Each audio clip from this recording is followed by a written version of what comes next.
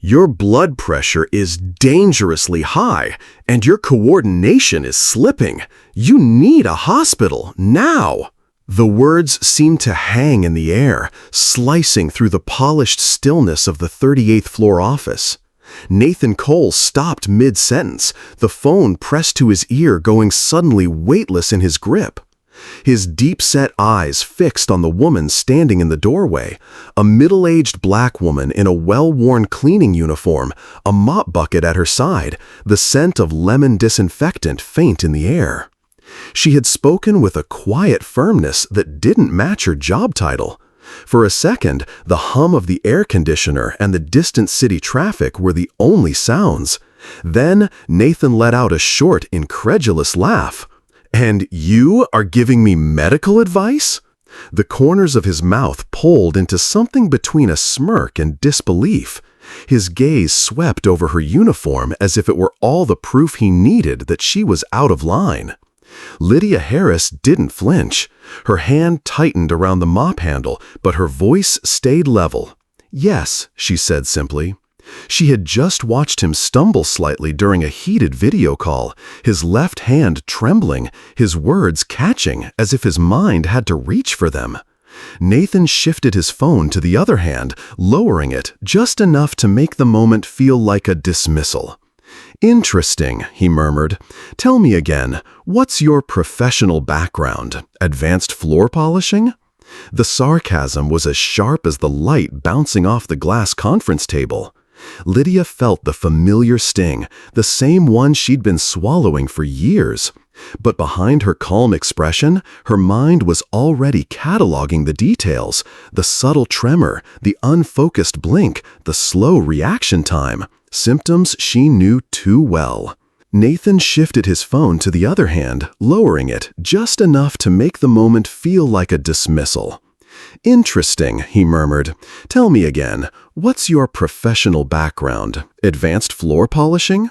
The sarcasm was as sharp as the light bouncing off the glass conference table. Lydia felt the familiar sting, the same one she'd been swallowing for years. But behind her calm expression, her mind was already cataloging the details, the subtle tremor, the unfocused blink, the slow reaction time, symptoms she knew too well. Nathan turned away, muttering something into the phone, already done with the interruption. The skyline glittered behind him, a view of someone who believed he stood above everything and everyone. Lydia quietly resumed gathering her supplies, the squeak of the cartwheels filling the silence he left behind. She didn't argue, not here, not now. But the truth was already taking root in her mind. Something was very wrong with Nathan Cole, and it was going to get worse. And while he went back to running his empire, Lydia began making a decision that would change both of their lives. Lydia didn't expect a thank you. She knew better. In this building, gratitude only traveled upward, never down. Cole Pharmaceuticals was a glass and steel fortress in the heart of the city. From the street, it gleamed like something untouchable, and on the 38th floor, it felt that way too. The hallways were lined with art that probably cost more than Lydia's annual salary. The air smelled faintly of imported coffee beans and leather upholstery, and conversations in the executive wing carried the soft confidence of people who had never worried about their next paycheck. Nathan Cole thrived here.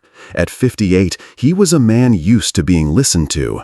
His deep voice could fill a boardroom without ever being raised, and he wore the kind of tailored suits that seemed to absorb the light. People spoke carefully around him, measuring their words like currency. Lydia's role was simple. Be invisible. Push the cart, keep her head down, and make sure every inch of glass, chrome, and marble reflect perfection. But invisibility came with an odd advantage. People say things around you when they think you didn't matter. Generate a standard American English accent voice for this story. The voice should be from a middle-aged male with a deep, resonant, calm, confident, and warm tone. The reading pace should be 115% faster than normal, yet remain natural and articulate, as if someone is engaging in a direct conversation while storytelling. The voice must convey sincerity, depth, and profound empathy for the historical experiences and struggles of the Black community, expressing both an understanding of pain and an unyielding resilience. When reaching sections that are calls to action, use a bold and powerful intonation. Specifically, when describing moments of triumph and overcoming adversity, the voice should become bright and full of pride, highlighting the transformation from vulnerability to strength, clearly conveying a sense of victory and jubilation. Throughout the narrative, the voice must maintain an evocative quality, as if a wise and experienced individual is sharing invaluable lessons. This should create a personal, intimate connection while remaining authoritative and trustworthy. Incorporate meaningful pauses at key points to allow listeners to reflect and fully absorb the message, ensuring they remain engaged from beginning to end. She had started noticing Nathan's lapses weeks ago. A pen falling from his hand during a call, a hesitation before signing a document. Once, she saw him turn toward a colleague, lips parting to speak, only for his brow to furrow as if the person's name had slipped through his fingers. No one commented. Maybe they didn't see it, or maybe they didn't want to. It wasn't the first time Lydia had watched a dangerous truth get ignored. Years earlier, she had been the head nurse in a bustling neurology ward. 17 years of diagnosing, monitoring, and fighting for patients who couldn't fight for themselves. But that part of her life ended abruptly after she raised a concern about treatment inequalities. The official story was procedural misconduct. The truth, as she saw it, was that speaking up had cost her everything. Now she cleaned offices for the same industry she once served, walking past the kind of medical decisions she used to make. And here, in the corner of a pharmaceutical empire, she was watching another dangerous pattern unfold, this time in the body of the man who controlled it. Nathan didn't just dismiss her earlier warning, he dismissed the possibility that anyone outside his circle could see him clearly. He had built a world where only certain voices counted, and Lydia's wasn't one of them. Not yet. That morning, as she wheeled her cart past the executive conference room, she caught sight of him inside. Nathan was leaning forward, speaking animatedly to the board. From the doorway, she saw it again, the faint tremor in his left hand, the way his eyes blinked too often, like a camera lens struggling to focus. She moved on, silent, but her mind was already assembling the picture. Every symptom, every instance, every moment of dismissal. She wasn't sure yet what she would do with it, only that she wouldn't look away. And soon, she would realize she wasn't entirely alone in what she saw. It didn't take long for the small signs to grow louder. By the following week, Nathan was interrupting meetings to repeat questions he had already asked minutes earlier. His once razor-sharp presentations now stumbled, sentences fraying at the edges as he searched for the right word. Around the boardroom table, Lydia saw the subtle glances exchanged between executives. A flash of worry here, a raised brow there, but no one said anything. The silence was telling. In this company, challenging Nathan was like stepping into a storm without an umbrella. One afternoon, as Lydia polished the long stretch of glass in the reception area, she heard raised voices coming from the open door of Nathan's office. "I'm perfectly fine, James," Nathan was saying, his tone clipped. "If you can't keep up with my thinking, that's not my problem." James Morrison, the CFO, responded in a softer voice Lydia couldn't quite catch. She didn't need to hear the words. The concern in his posture said enough. But when Nathan emerged moments later, he carried himself as if the exchange had never happened. Straight-backed, chin lifted, eyes forward. Lydia moved aside to let him pass, offering a polite nod. His gaze landed on her briefly, and his expression cooled. "If you're going to stand there, at least make yourself useful," he said, gesturing toward a smudge on the glass.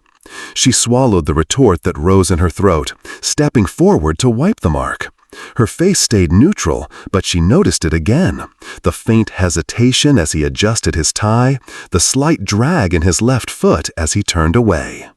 The incidents piled up. A missed handshake in front of visiting partners, a file signed in the wrong place, the marketing director addressed by the wrong name, twice. Each time, Lydia kept her observations to herself, her mental notebook filling with details. She knew that in medicine, patterns spoke louder than any single event, and this pattern was getting harder to ignore. But Nathan's defenses seemed to grow alongside the symptoms. His remarks toward her became sharper, more dismissive, as if pushing her down could somehow lift him back to his former self. She'd heard variations of it before. "Speed matters more than perfection in your line of work. I have the best doctors money can buy. I don't need advice from the cleaning staff." To him, they were throwaway lines. To Lydia, they were reminders that the truth she carried wasn't welcome here. Not yet.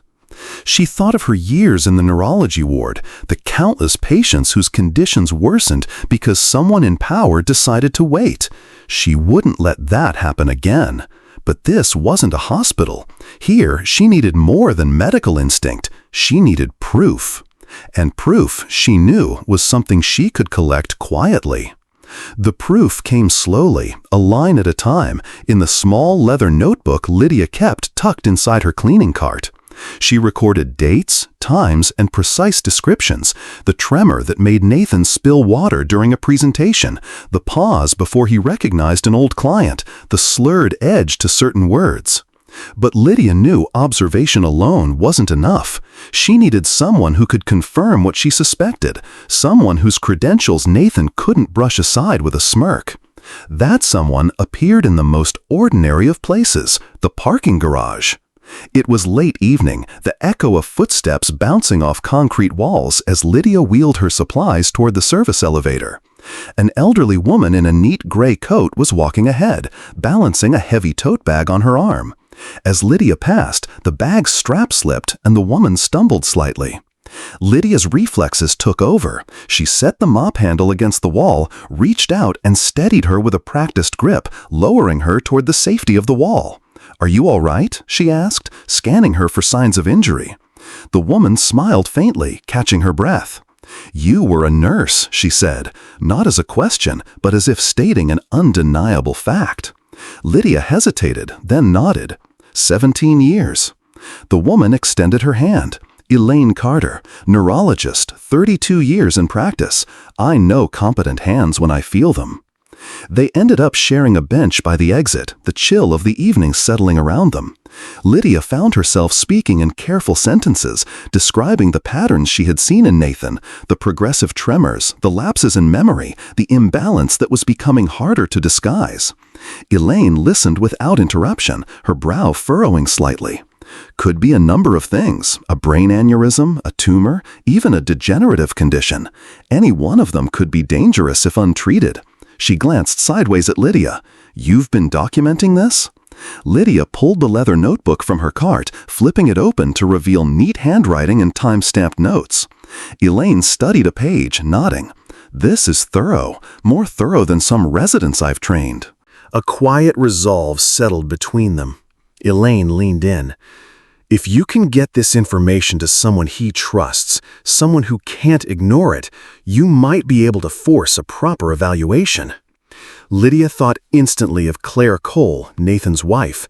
She had seen her in passing, poised and gracious, but there was something in her eyes, a quiet intelligence that made Lydia think she might listen. Elaine reached into her coat pocket and handed over a business card. "Call me if you need medical backup. Sometimes it takes more than one voice to cut through a wall of denial." As Lydia slipped the card into her pocket, she felt the balance of the game shift, not much, but enough to know the tide could turn. And soon, the stakes would rise faster than she expected. The plan took shape quietly, almost invisibly, like ink spreading across a page. Lydia and Dr. Carter agreed on one thing. If Nathan wouldn't listen in private, the truth would have to be shown in public, and in front of people whose opinions mattered to him. That opportunity came through Claire. When Lydia discreetly slipped an anonymous letter into her hands, precise observations, medical terminology woven with layman's clarity, Claire read it twice before looking up, her face unreadable. She didn't ask how Lydia knew so much. She simply asked, "Is it worse than he's admitting?"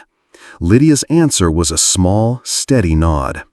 2 weeks later, an email went out to the senior leadership, an informal strategic meeting at the Cole family home to discuss succession planning. It sounded like a business precaution. In reality, it was a medical intervention. That Thursday, rain lashed against the tall windows of the Coles dining room, the air heavy with the scent of polished wood and strong coffee. Lydia, called in under the pretense of helping with event cleanup, moved quietly along the hallway, her cart parked just out of sight. Nathan arrived late, his footsteps deliberate but slightly uneven on the marble stairs. His suit was immaculate, his tie knotted perfectly, though it had clearly taken him more than one attempt. Claire greeted him with the warmth of habit, not ease, then guided him into the room where the board members sat waiting. The meeting began as any other, financial forecasts, operational updates. Then Dr. Carter, introduced as a medical consultant for executive wellness, leaned forward. "Mr. Cole," she said evenly, "I've observed certain symptoms in our recent encounters: tremors, memory lapses, impaired coordination. I strongly recommend a full neurological evaluation." The air in the room tightened. Nathan's jaw set. "There is nothing wrong with me," he said, his voice rising, "and I'm tired of unqualified people trying to tell me otherwise."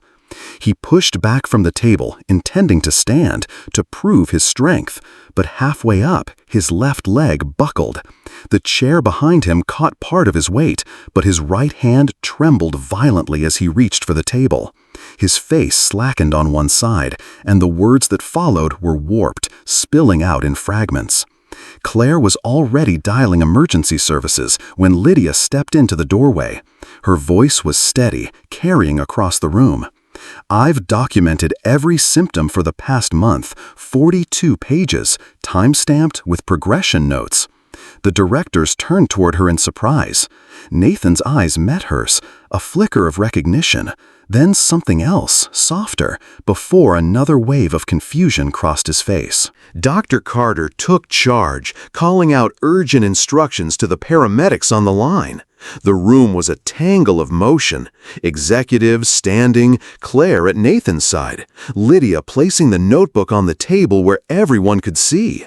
The leather cover looked out of place among the spreadsheets and stock reports, but inside was a record that could no longer be ignored. When the paramedics arrived, Nathan was pale, his breathing shallow. Claire pressed the notebook into her bag as they wheeled him out, her eyes meeting Lydia's for a single, silent second of understanding. The meeting was over, but the fallout had only just begun. By the time the ambulance pulled away, the house was quiet again. The board members had left in uneasy clusters, their conversations hushed and clipped. Rain still tapped against the windows, steady and unrelenting. That night, Claire called Lydia. "The doctors confirmed what you suspected," she said softly. "A slow bleeding brain aneurysm. They said if it had ruptured, he wouldn't have survived." For a moment, Lydia said nothing. She'd heard similar words before, in hospital hallways, but never about a man who had treated her like a shadow. News of the incident spread quickly through the company. By Monday, Cole Pharmaceuticals was buzzing with speculation. Some called it a health scare. Others whispered about a cover-up. When the full story leaked that the CEO's symptoms had been flagged weeks earlier and ignored, the public reaction was swift. 2 senior executives resigned within days after emails surfaced showing they had dismissed Lydia's reports as overstepping her role. The company's market value dipped sharply, and an emergency press conference was held to address the crisis. Lydia was offered a settlement package to resolve the misunderstanding quietly. She refused. "I'm not here for a payout," she told the HR director. "I'm here to make sure this doesn't happen to anyone else." Nathan's surgery was a success, but recovery was slow. The physical therapy sessions were grueling, and his once quick stride was replaced by measured steps, sometimes with the help of a cane. Claire visited Lydia one afternoon, holding a sealed envelope. Inside was a donation confirmation, $5 million to establish the Harris Institute for Preventive Medicine, in partnership with Dr. Elaine Carter. The Institute's mission: provide free diagnostic training for healthcare workers in underserved communities. Within months, the company's culture began to shift. Diversity and inclusion policies weren't just bullet points in a handbook anymore. They became daily practice. Lydia noticed it in the small things. Greetings from people who once walked past her without a glance. Colleagues asking her opinion instead of assuming she had none. She didn't need their approval to know her worth, but she also knew the power of a changed mind. And in Nathan's case, change was not only possible, it was already underway. The man who once dismissed her as invisible now sent handwritten updates from his recovery, each signed with a quiet acknowledgement: "Thank you for seeing what I couldn't." But for Lydia, this was never about gratitude. It was about proving that doing the right thing mattered, even when no one else was watching. And soon, the world would be watching. 6 months later, Lydia found herself standing on a stage she never expected to see from anywhere but the audience.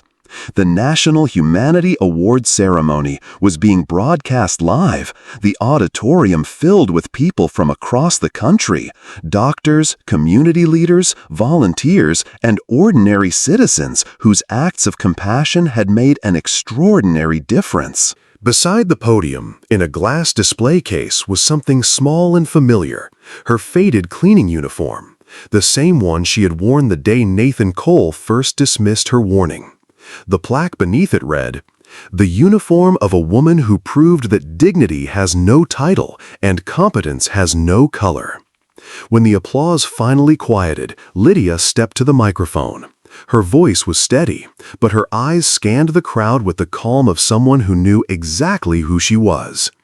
"For 17 years, I was a nurse. For 5, I was invisible. But the truth is, I never stopped being what I've always been: someone who saves lives, whether or not anyone notices."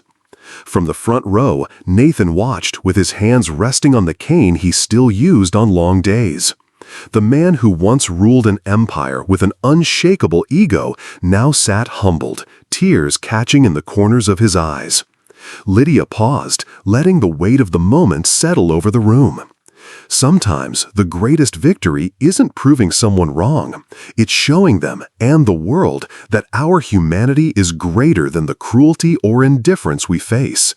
Because when we stand by what's right, even quietly, we create ripples that can change lives far beyond our own. The standing ovation lasted long after she stepped away from the microphone. Nathan was the first to rise, clapping until his hands trembled.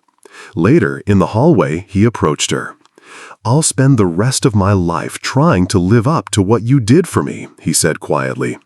Lydia gave him a small, knowing smile. "Then make sure the next person you meet doesn't have to fight to be seen." As she left the building, the night air was cool against her face, the city lights stretching out in every direction. Somewhere inside that glass case, her old uniform stood as a reminder: true worth isn't measured by titles, positions, or the size of one's office. It's measured by the courage to act, even when the world tells you to stay silent. This story reminds us that true worth is never defined by a title, a uniform, or the size of one's office. It's defined by what we choose to do when we see something wrong, even if speaking up feels uncomfortable, and even if the world tells us to stay in our place. Prejudice often hides in plain sight, quietly shaping who gets heard and who gets ignored. But as Lydia's journey shows, the quiet strength to act with integrity can change not only one life, but the course of many. In life, we may all face moments where doing the right thing comes with risk. The easy path is to turn away, to believe it's not our problem. Yet, as the saying goes, the only thing necessary for the triumph of evil is for good people to do nothing. Breaking the silence, challenging unfairness, and standing for what's right, these are acts of courage that leave a lasting mark, no matter how small they may seem at the time. Perhaps most importantly, Lydia's story teaches that extending humanity, even to those who have wronged us, is a form of strength in itself. It's not about forgetting the hurt, but about proving that our dignity runs deeper than anyone's judgment. Now, I'd love to hear from you. What part of this story resonated most with you?